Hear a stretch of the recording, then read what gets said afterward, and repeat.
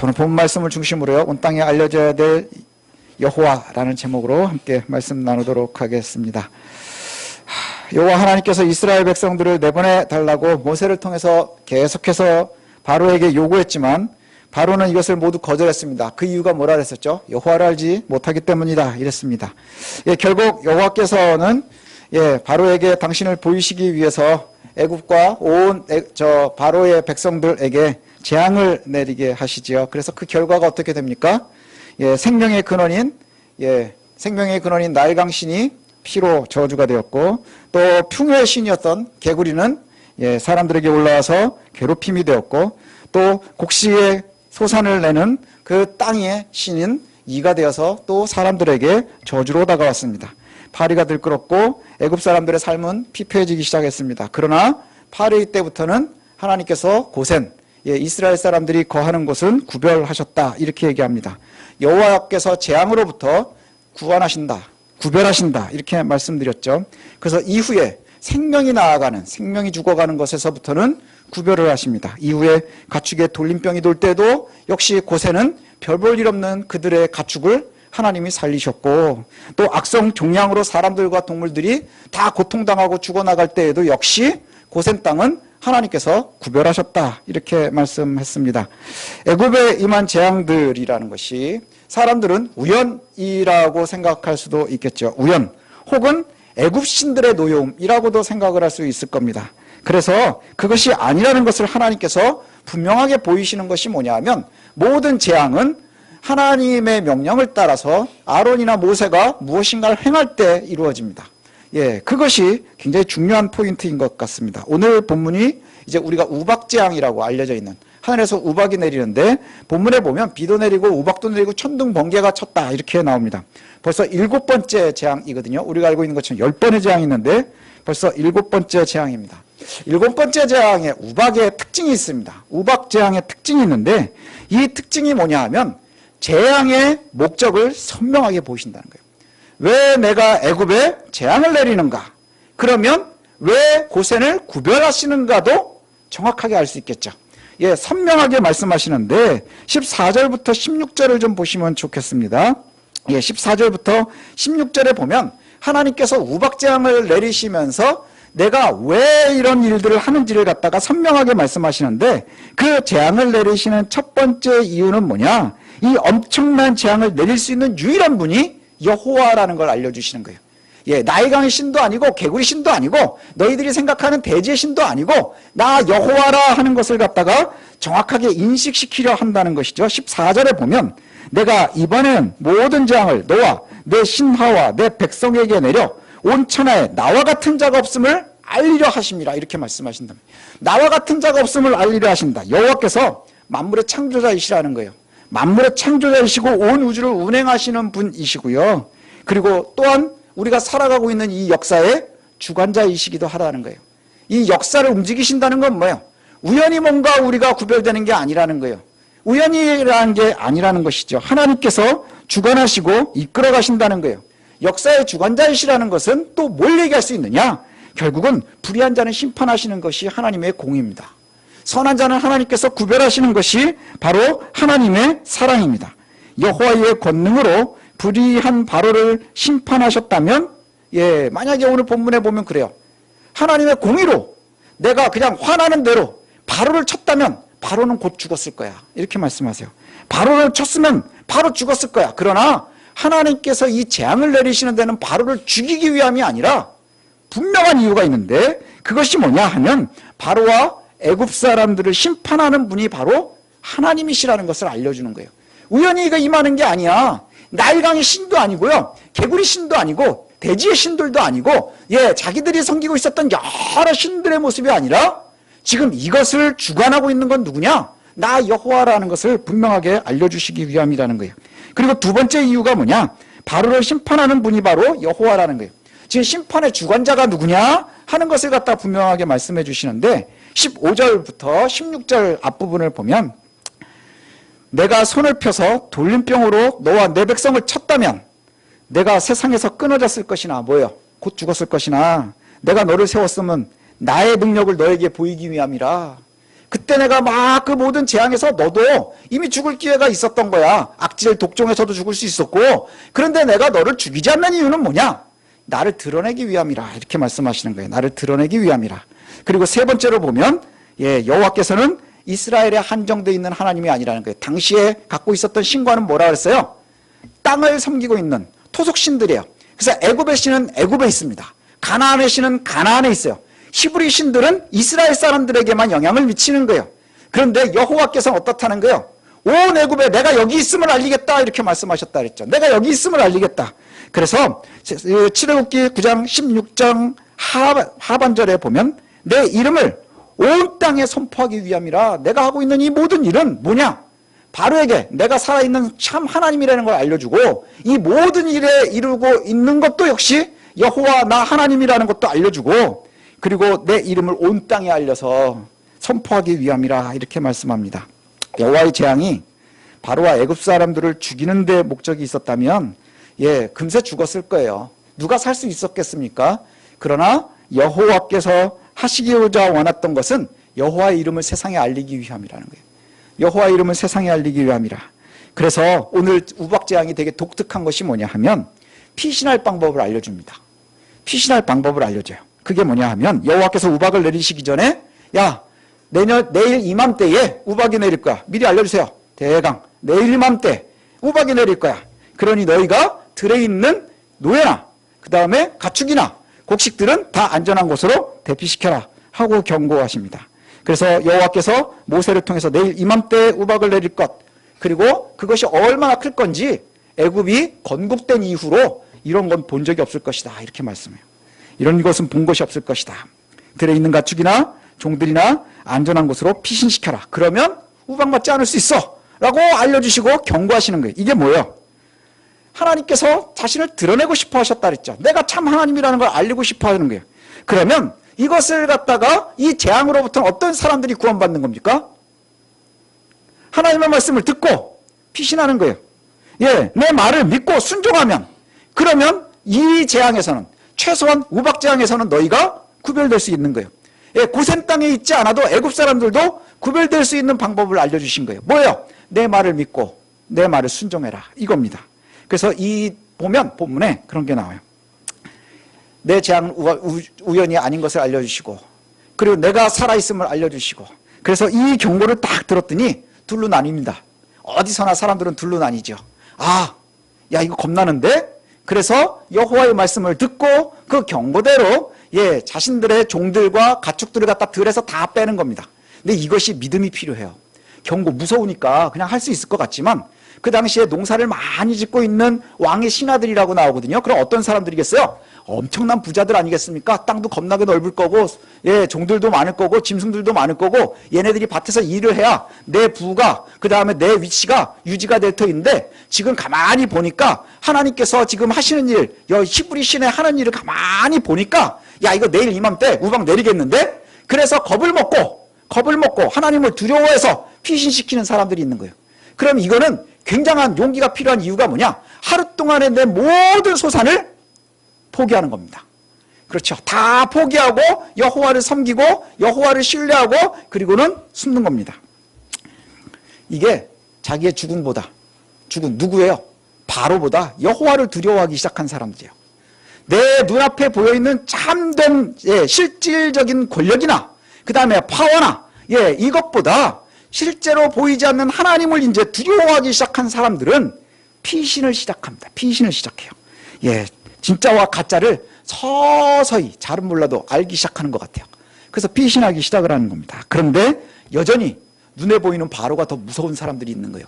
여기는 여전히 애굽이고 그 다음에 바로가 왕이고 살아있는 신이고 그리고 우리를 지켜주는 것은 애굽의 신들이지 라고 이해하는 사람들은 그대로 두었습니다. 그리고 그 다음날 우리가 본문을 보니까 모세가 여호와의 말씀대로 손을 들어 하늘을 향하니까 그때부터 천둥번개가 치고 우박이 내리기 시작을 합니다.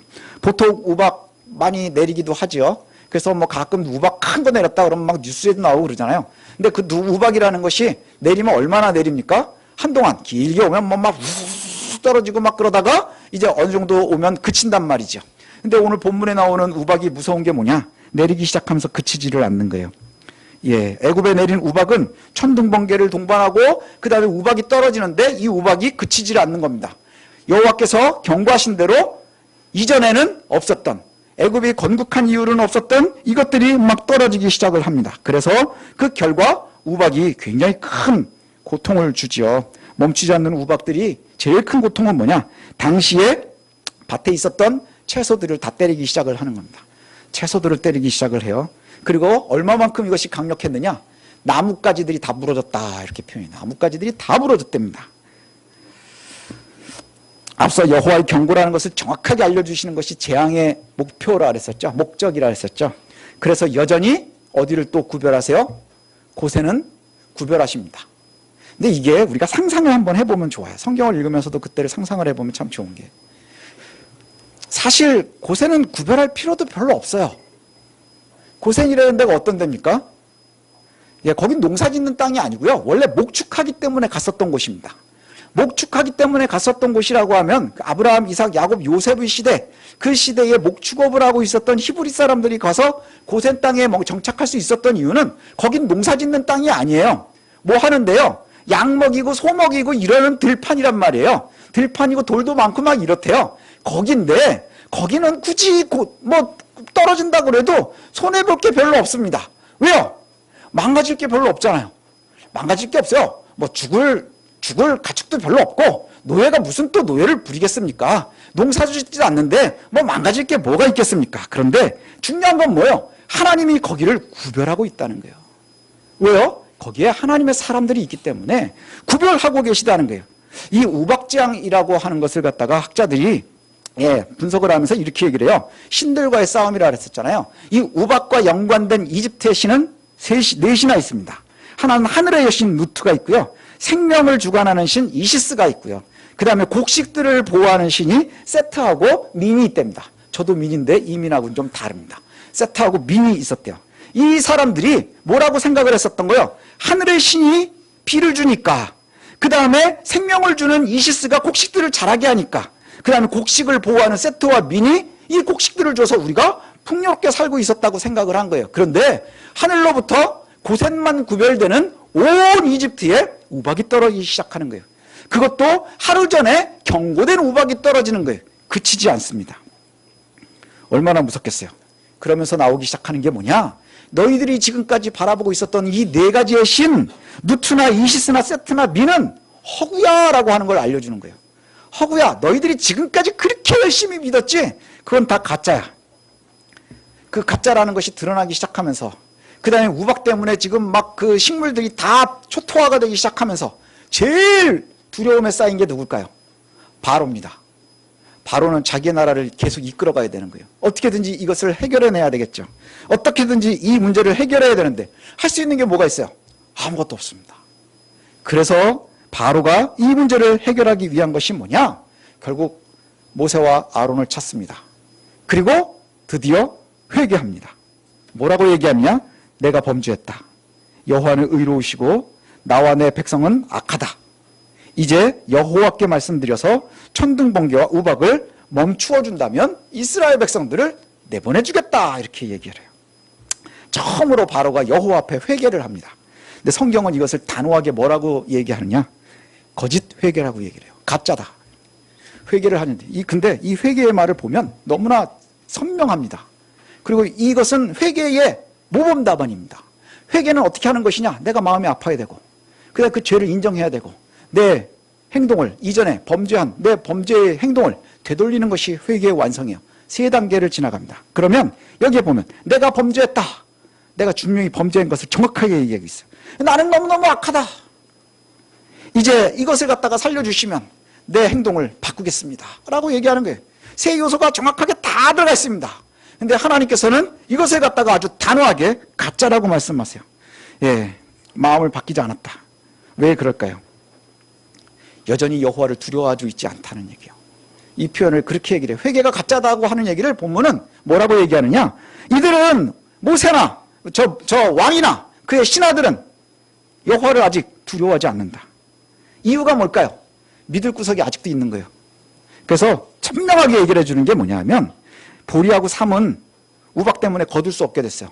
그들이 심고 있었던 여러 작물들이 있는데 보리하고 삼이 있었답니다. 근데 이거는 싹이 올라왔고 꽃이 펴 있는데 우박 때문에 다 작살이 난 거예요. 그래서 이제 더 거둘 수가 없게 됐답니다. 그런데 바로가 믿을 구석이 뒤에 있습니다. 뭐냐? 밀하고 쌀보리는 아직 싹이 올라오지 않았대요. 그러니까 이 우박만 빨리 피하면 우리는 밀과 쌀보리에 의지할 수 있는 겁니다. 그래서 빨리 지금 요 난관만 벗어나면 아직은 우리는 뭐를 의지할 수 있는 거예요? 밀과 쌀보리를 의지할 수 있는 거예요. 지금 이것을 갖다가 외면하면 되는 겁니다. 그래서 바로의 회개하고요, 참 성도의 회개에는 분명한 차이가 있습니다. 바로의 회개와 참 성도의 회개에는 분명한 차이가 있는데, 바로는 여호와께 바른 모양으로 아주 좋은 모델로 회개하고 있지만 의지가 뭐냐 하면 이것은 내가 지금 현재 당하고 있는 어려움을 피하기 위한 수단일 뿐인 거예요. 내가 지금 당하고 있는 이것을 갖다가 모면하기 위한 수단일 뿐인 거예요. 여호와는 여전히 나의 삶에서 그렇게 두렵지 않아요. 그리고 여호와께서 내 삶을 온전히 이끄실 것이 아직 신뢰가 되지 않는 거예요. 오직 아직은 나는 어디가 더 의지가 돼요? 아직 살아있는 쌀보리가 더 중요한 겁니다. 그런데 이것은 정직한 회개가 아니다, 이렇게 얘기를 하거든요. 회개에 대해서 이야기하려면 예수님으로 가야 됩니다. 예수님께서 마태복음 4장 17절에 이렇게 말씀하세요. 우리가 다 알고 있습니다. 회개하라. 뭐가 왔다? 천국이 우리에게 가까이 와 있다, 이렇게 얘기해요. 회개하라, 천국이 가까이 왔다, 이렇게 얘기를 하는데, 회개라는 말이요, 헬라어로 뭐냐면 메타노에오 이렇게 돼 있어요. 메타노에오. 근데 메타노에오라는 말은 두 가지 단어가 합쳐진 말이거든요. 메타라고 하는 것은 다르다라는 말이고요. 그 다음에 노에오라고 하는 말은 생각하다, 이런 뜻입니다. 그래서 내 생각을 바꾸는 겁니다. 내가 이전에 모든 믿었었던 건 내 생각의 틀을 갖다가 완전히 뒤집어서 바꿔버리는 것이 회개입니다. 그러니 이전에 내가 가지고 있었던 생각의 틀은 버리는 거예요. 어디에 맞추는 겁니까? 하나님께 맞추는 겁니다. 이게 바로 회개입니다. 이전에 내 모든 생각은 버리고 오로지 이제 여호와에 맞춰서 내가 살아가겠습니다 라고 얘기하는 것이 회개라는 거예요. 그래야 천국이 우리에게 가까이 있다, 이렇게 말씀하고 있어요. 그런데 바로의 회개는 뭡니까? 그저 술책일 뿐인 겁니다. 술책. 이전의 생각을 버리는 게 아니라 잠시 위기를 모면하기 위한 술책일 뿐인 거예요. 참 여호와 앞에서 회개는 어디서부터 시작되느냐? 여호와를 아는 겁니다. 재앙을 시작할 때부터 나오지만 바로는 처음에 자기가 제일 먼저 여호와를 거부할 때 했던 말이 뭐예요? 나는 여호와를 모른다. 여호와가 나하고 무슨 상관이 있느냐? 근데 지금 어려운 일들이 생기니까 잠시 모면하고 싶어 하는 겁니다. 피하고 싶어 하는 겁니다. 그런데 참된 여호와를 아는 것에서부터 회개는 시작합니다. 여호와께서 참 하나님이시라는 것, 그리고 우리를 창세전부터 선택하시고 또 독생자 예수 그리스도를 이 땅에 보내셔서 십자가를 감당하셔서 우리를 사랑하시고 구원하셨음을 믿는다는 것, 이것이 전제가 되는 겁니다. 여호와를 아는 회개는 이전에 죄악된 삶, 우상을 섬기는 삶을 버리고 새로운 삶을 사는 것, 이것이 바로 회개입니다. 이전의 내 모습을 버리는 거예요.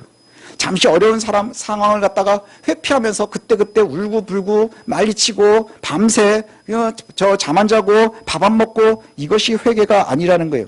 우리가 생각을 바꾸고 온전히 여호와 앞으로 우리의 삶을 바꾸는 겁니다. 바로는 지금 우박을 피하기 위해서 피하고 나면 밀과 쌀보리로 다시 재기하고 싶어 하고 있는 거예요. 성경이 그렇게 얘기합니다.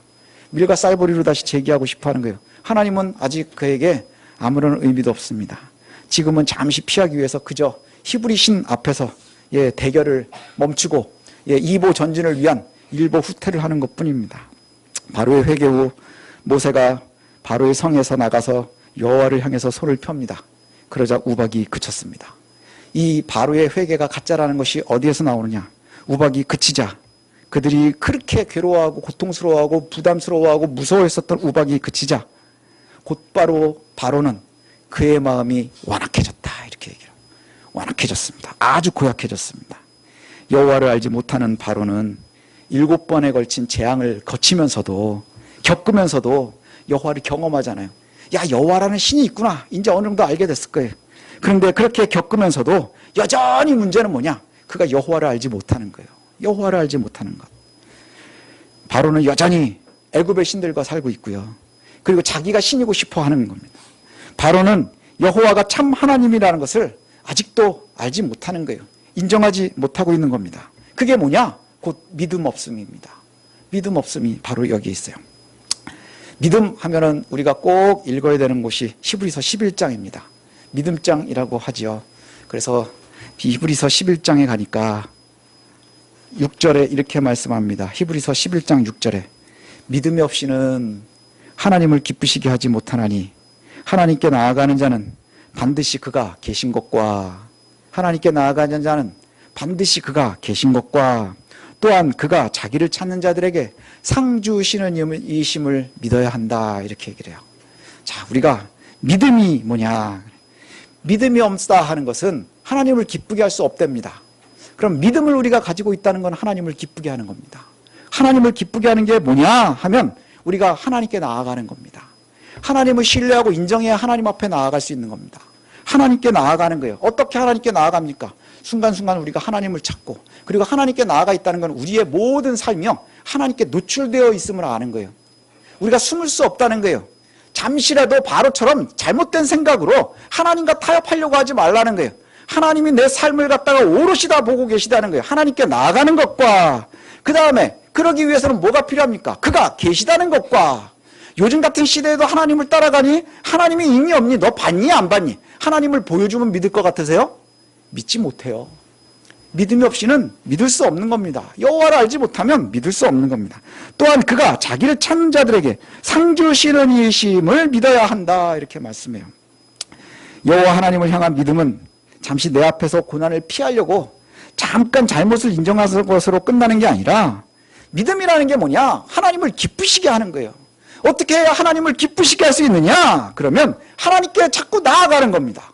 하나님께 나아가는 거예요. 하나님께 나아가는 것. 하나님께 나아가는 게 뭡니까? 일주일에 1시간 예배 드리러 오는 겁니까? 아니면 아침에 잠깐 그냥 큐티하는 것으로 끝나는 겁니까? 아니면 몇 시간마다 우리가 잠깐 하나님을 찾는 겁니까? 잠깐 필요할 때 얻고 그 다음에 상황을 피하고 욕구를 이루고 뭐 이런 것이 아니라 우리의 온 삶의 영역이요 여호와 앞에 노출돼서 살아가는 겁니다. 내가 하나님 앞에 아주 발가벗겨진 채로 노출되어져서 살아가고 있음을 신뢰하는 거예요. 숨을 수 있습니까? 없어요. 결국 우리의 삶의 모든 것을 바라보고 계시는 그 하나님을 인정하는 것, 이것이 바로 믿음의 시작이라는 거예요. 이게 바로 믿음의 시작이라는 거예요. 그리고 그렇게 하나님 앞에서 살아가는 사람들에게는 약속이 있습니다. 뭡니까? 반드시 상 주신다는 거예요. 반드시 상 주신다는 겁니다. 오늘 본문에 따져보면 애굽을 한번 보십시오. 누가 잘 살아요? 애굽 사람들이 잘 삽니까? 히브리 사람들이 잘 삽니까? 애굽 사람들은 피둥피둥 살이 쪘겠지만 히브리 사람들은 삐싹 골았을 겁니다. 누구에게 상 주시고 계십니까? 애굽 사람들은 가진 자축도 많고요, 땅도 많고요, 곡식도 엄청납니다. 히브리 사람들은 뭐 하는 겁니까? 부뚜막에서 자기 먹을 음식하는 게 아니고요, 벽돌 굽는 사람들입니다. 겨우 주는 거 가지고 혁명만 겨우 생명만 유지하는 사람들입니다. 누가 복이에요? 그게 무슨 복이라고 할 수 있습니까? 그 어떤 사람들은 그렇게 얘기할 거예요. 가질 것도 없고 망가질 것도 없는 그 고센 땅에 우박 내리지 않는 게 뭐 대수예요. 망가질 것도 없는데. 근데 여기서 하나님이 보여주고 싶어 하시는 게 있어요. 내가 너를 보고 있다 하는 거예요. 내가 너에게 반드시 상 주실 것이다 하는 것을 갖다가 보여주고 계시다는 거예요. 하나님 앞에서 살아가는 사람들에겐 반드시 상 주시는 분이다. 이것을 믿어야 하나님을 기쁘시게 할 수 있는 겁니다. 그래야 우리의 삶이 하나님 앞에 오롯이 노출되어져 있음을 인정하고 살아갈 수 있는 겁니다. 완전히 노출되어져 있다고 하면 우리가 어떻게 살아갈 수 있을까요? 가끔 그런 뉴스들 보지 않으십니까? 우리나라는 노트북을 카페에다 놓고 다녀도 안 없어져. 막 외국인들이 깜짝깜짝 놀라잖아요. 근데 이상한 게 이 반대가 뭐냐 하면 행복지수는 우리나라가 되게 많이 떨어지는 겁니다. 행복지수는 많이 떨어지거든요. 그래서 행복을 갖다 연구하시는 분들이 행복지수를 갖다가 연구를 해보니까 이런 얘기를 해요. 행복지수가 높은 나라들은요, 상호 신뢰가 높은 나라랍니다. 이웃에 대한 신뢰. 이웃에 대한 신뢰가 굉장히 높은 나라가 뭐가 높다고요? 행복지수가 높답니다. 그럼 우리는 사람들이 그런 얘기를 들으면 우리는 카페에다가 노트북 놓고 다녀. 그 다음에 핸드폰도 그냥 놓고 저기 화장실도 갔다 와. 막 이렇게 얘기한단 말이죠. 근데 왜 행복지수가 높지 않을까? 그거는 우리가 상호 간의 신뢰가 높아서가 아니라 분석을 해보니까 이렇게 분석하시는 분이 계시더라고요. 상호 간에 감시를 하고 있기 때문이라는 거예요. 눈이 얼마나 많은데 그걸 가져가요. 그리고 숨어 있을 수 있는 곳이 없습니다. CCTV가 얼마나 많은데요. 여러분 집에도 여러분 CCTV가 찍고 있잖아요. 그렇죠. 나가면 CCTV입니다. 요즘에 경찰들은요, CCTV 없으면 못 잡아요. 우리나라가 막 되게 잘 잡거든요. 이유가 뭐냐? CCTV로 잡는 겁니다.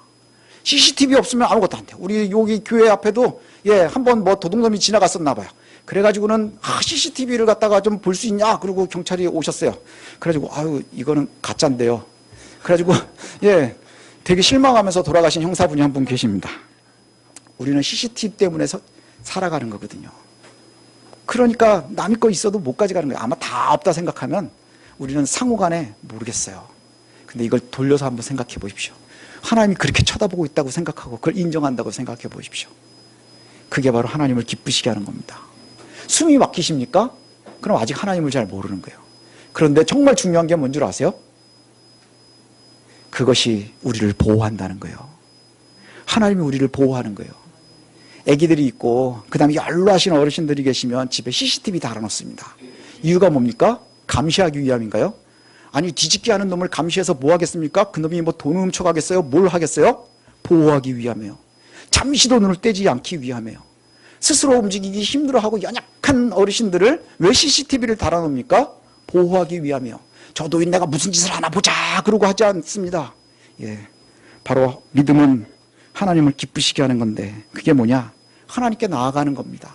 하나님 앞에 우리의 모습이 노출되어져 있고 그리고 그 노출되어져 있는 우리의 모습을 보면서 내가 보기에는 아무것도 가진 것도 없고 별 볼 일도 없고 이 히브리 지역, 고센 지역 아주 지긋지긋한데 뭐 구별해서 뭐 해야 하는데 하나님께서 눈동자와 같이 구별하고 계심, 그것을 믿고 신뢰하는 것, 이게 바로 믿음이라는 것이죠.